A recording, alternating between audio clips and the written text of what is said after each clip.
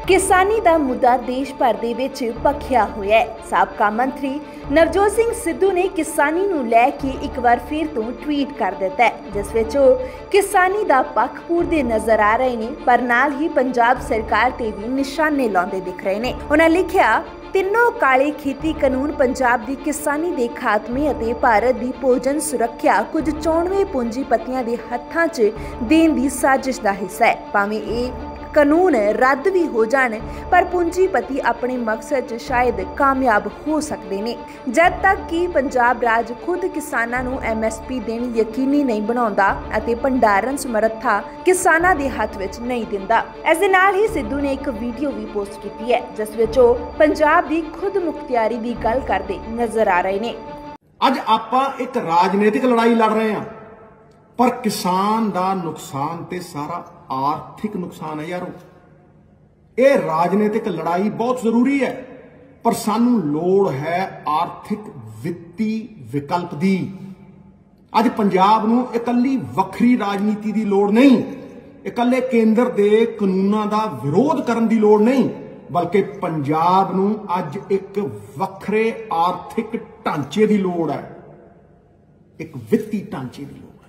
जे साडियां मंगां अज मन्नियां भी गईयां, जे केंद्र ने काले कानून वापस लै भी लए, की पंजाबी दी किसानी दा सारा मसला हल हो जूगी? पहला बलदा मुद्दा है कि पक्की MSP ते सरकारी खरीद दा। जे केंद्र सरकार सरकारी खरीद तो मुकरदी है ते स्टेट सरकारी खरीद दवे, MSP नूं एक्ट दा हिस्सा बनावे, MSP should be part of the act. मेरी मांग है पंजाब सरकार सब्जियां, दाल, ऑयल सीड ते फ्रूट उत्ते MSP दवे।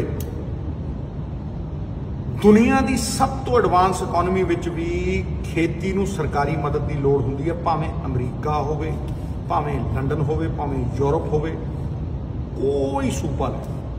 पंजाब विच डाइवर्सिफिकेशन क्यों नहीं हुई? रिपोर्ट ते रिपोर्ट चढ़ी हुई है, एक्सपर्ट ते एक्सपर्ट गल करदा है, इस करके कि सियाणा किसान सिर्फ दो ही फसलां चुकदा है और जीरी झोने ते MSP। जे किसान की मदद करने वास्ते सरकार कोल पैसिਆਂ ਦੀ घाट है तो बंद कर दो शराब mafia, sand mafia, cable mafia, transport mafia, गरा लग जू पैसिਆਂ कि पंजाब सरकार जे दुध के उत्ते MSP दे सकती है, वेरका दुध लेने हो, जे पंजाब सरकार दुध के उत्ते MSP दे सकती है तो फिर थोड़ियां फसलों के उत्ते क्यों नहीं दे सकती? भाई बोलो, क्यों नहीं दे सकती? क्यों नहीं दे सकती? जे हिमाचल की सरकार सेब के उत्ते MSP दे सकती है, सेबा के उत्ते MSP दे सकती है, तो फिर थोड़ियां फसलों के उत्ते क्यों नहीं दे सकती? अज आटा दाल स्कीम जिहड़ी अपनी चलती है, ਉਹਦੇ वास्ते सैकड़े करोड़ों ਦੀਆਂ दालां ਅਸੀਂ ਬਾਹਰੋਂ ਲਿਆਉਂਦੇ ਆ, सैकड़े करोड़ों ਦੀਆਂ, कि पंजाबियों दे ਇਹ ਦਿਨ ਆ ਗਏ कि सरकारां बाहरों दालां इंपोर्ट कर रही ने। कि जो पंजाब खांदा है वो इत्थे उगाउंदा है? दसो, कि जो पंजाब खांदा है वो इत्थे उगाउंदा है? नहीं। क्यों ना पंजाब ਜਿਹੜੀਆਂ चीज़ां बाहरों मंगाईਆਂ ਜਾਂਦੀਆਂ ने, क्यों ना पंजाब वो आप उगावे? अजे वो मेहनती किसान जिन्हां ने दुनिया नूं खेती करन लाता, ते की असीं बाहरों मंगावांगे दालां? की असीं ऑयल सीड नहीं उगा सकते जिहदा जे इन्ना मुੱਲ पैंदा है? कि असीं फ्रूट सब्जियां नहीं उगा सकते? कि सरकार सानूं कोल्ड स्टोरेज नहीं दे सकती? वो भजना बड़ा सौखा है, ये कहना बड़ा सौखा है कि यार ये तो उन्हें करता। वो भाई तुसीं अज हल दे दिओ, मैं उन्हां हल्लां दे लई आया। असीं गेम चेंजर बन सकते हैं, सानू किसी ने नहीं रोकिया अपनी डेमोक्रेटिक पावर टू लैजिस्लेट करन तो, किसी ने नहीं रोकिया। असीं अपने कानून खेतर दे विच लॉ बना सकते हैं और किसानां दे मुकद्दर नूं पूरी तरह बदल सकते हैं। मेरी मंग है कि असीं अपने कानून बनाइए जिहदा सेंटर नाल कोई लेना देना नहीं, जिहदा सेंटर नाल कोई सरोकार नहीं। पहले कानून की गल करदा जिहड़ा साडे अख्तियार दे विच है, which is in our domain completely, expansion of MSP and procurement. असीं सिर्फ कणक और झोने दे ਪ੍ਰੋਕਿਉਰਮੈਂਟ ਚੋਂ ਨਿਕਲੀਏ, किस तरह किसान नूं होर फसलों के उत्ते MSP दईए ताकि असीं डाइवर्सिफिकेशन कर सकीए। क्योंकि तुसीं अगर झोना देखो, झोना लाउणा किसान की मजबूरी है, वो चाह के भी नहीं निकल सकता क्योंकि MSP मिलती ही झोने ते कणक ते है। लिख दिंदे आ मक्की, लिख दिंदे आ गन्ना, लिख दिंदे आ सारा कुछ, लिखदे आ 1600, मिलती 700 नहीं, 600 च भी चुकी नहीं गई। इस करके ਉਹਦੀ मजबूरी है। पहला तो मैं बड़ा क्लीयर हाँ, अज दे दिन अगर असी लेजिस्लेट करिए तो असी दालों ते ऑयल सीड्स दे उत्ते MSP दे सकते, क्लीयर सीधा।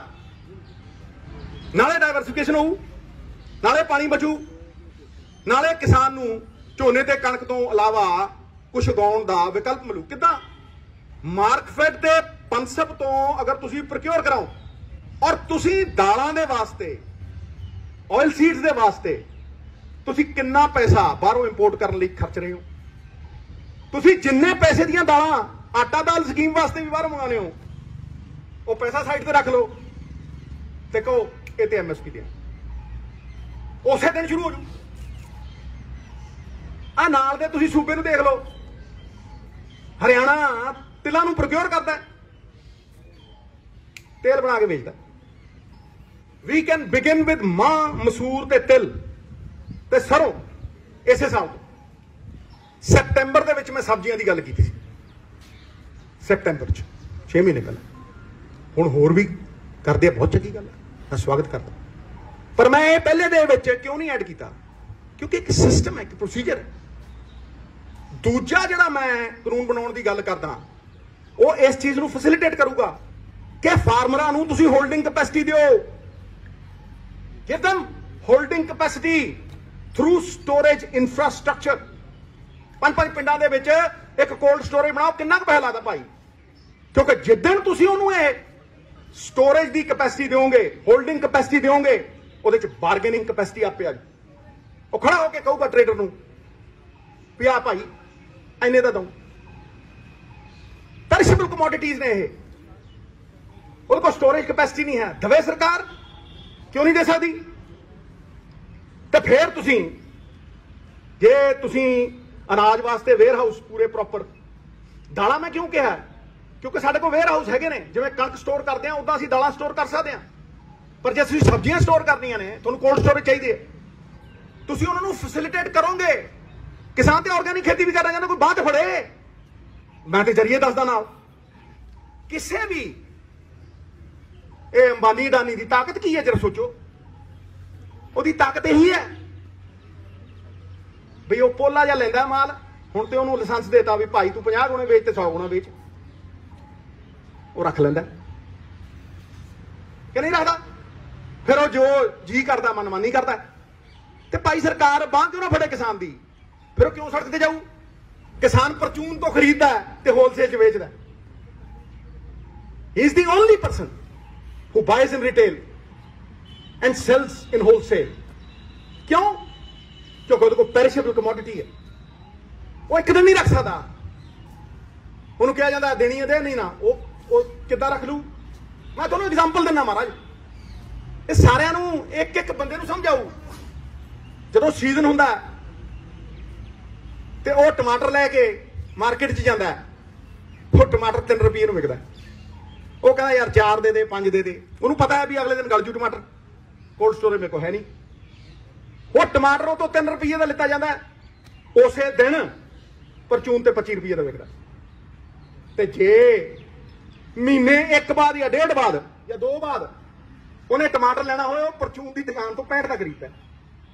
आप भाई 3 रुपये का टमाटर 65 का खरीदता है, इन्हें कौन इंसाफ कहू?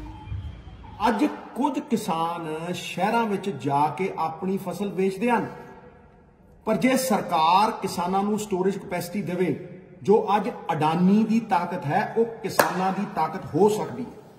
ਮੇਰਾ ਅਟੁੱਟ ਵਿਸ਼ਵਾਸ ਹੈ।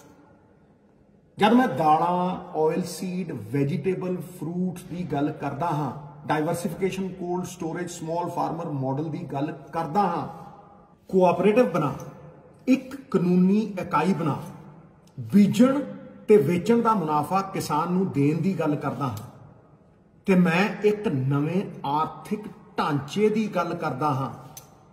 ਪੰਜਾਬ ਦੇ ਕਿਸਾਨ ਦੀ ਆਮਦਨ ਵਧਾਉਣ ਦੀ ਤੇ ਉਹਦੀ ਖੁਦਮੁਖਤਿਆਰੀ ਦੀ ਰਾਹ ਦੀ ਗੱਲ ਕਰਦਾ ਹਾਂ ਕਿ ਪੰਜਾਬ ਵਿੱਚ ਡਾਈਵਰਸਿਫਿਕੇਸ਼ਨ ਕਰ, ਪੱਕੀ MSP ਤੇ ਸਰਕਾਰੀ ਖਰੀਦ ਦੇ ਨਾਲ ਹਰ 5 ਪਿੰਡਾਂ ਵਿੱਚ ਕੋਲਡ ਸਟੋਰੇਜ ਬਣਾ। ਆਪਾਂ ਪੰਜਾਬ ਦੇ ਕਿਸਾਨ ਨੂੰ ਬਚਾ ਨਹੀਂ ਸਕਦੇ ਕਿ ਇਸ ਵੱਧ ਰਹੀ ਅੰਨ ਦੀ ਮਹਿੰਗਾਈ ਦਾ ਫਾਇਦਾ ਕਿਸਾਨ ਨੂੰ ਨਹੀਂ ਦੇ ਸਕਦੇ? ਤੇ ਇਹ ਸਭ ਕੁਝ ਪੰਜਾਬ ਸਰਕਾਰ ਆਪ ਕਾਨੂੰਨ ਬਣਾ, ਆਪ ਪਾਲਿਸੀ ਬਣਾ ਕੇ ਕਰ ਸਕਦੀ ਹੈ। ਉਸ ਨੂੰ ਹਰ ਚੀਜ਼ ਲਈ ਕੇਂਦਰ ਦੀ ਮਨਜ਼ੂਰੀ ਦੀ ਕੋਈ ਲੋੜ ਨਹੀਂ। ਇੱਥੇ ਇਹ ਵੀ ਦੱਸਣਾ ਜ਼ਰੂਰੀ ਹੈ ਕਿ ਸਿੱਧੂ ਵੱਲੋਂ ਲਗਾਤਾਰ ਪੰਜਾਬ ਦੇ ਮੁੱਖ ਮੰਤਰੀ ਕੈਪਟਨ ਅਮਰਿੰਦਰ ਸਿੰਘ ਤੇ ਨਿਸ਼ਾਨੇ ਲਾਏ ਜਾ ਰਹੇ ਨੇ। ਹੁਣ ਪੰਜਾਬ ਕਾਂਗਰਸ ਦੇ ਅੰਦਰੂਨੀ ਕਲੇਸ਼ ਨੂੰ ਸੁਲਝਾਉਣ ਦੇ ਲਈ ਕਾਂਗਰਸ ਹਾਈ ਕਮਾਨ ਦੇ ਵੱਲੋਂ ਇੱਕ ਕਮੇਟੀ ਦਾ ਗਠਨ ਵੀ ਕਰ ਦਿੱਤਾ ਗਿਆ। ਹੁਣ ਦੇਖਣਾ ਹੋਵੇਗਾ ਕਿ ਕਮੇਟੀ ਤੋਂ ਬਾਅਦ ਕਾਂਗਰਸ ਦਾ ਕਲੇਸ਼ ਸੁਲਝਦਾ ਹੈ ਜਾਂ ਫਿਰ ਨਹੀਂ। ਬਿਊਰੋ ਰਿਪੋਰਟ, ਦ ਪੰਜਾਬ TV।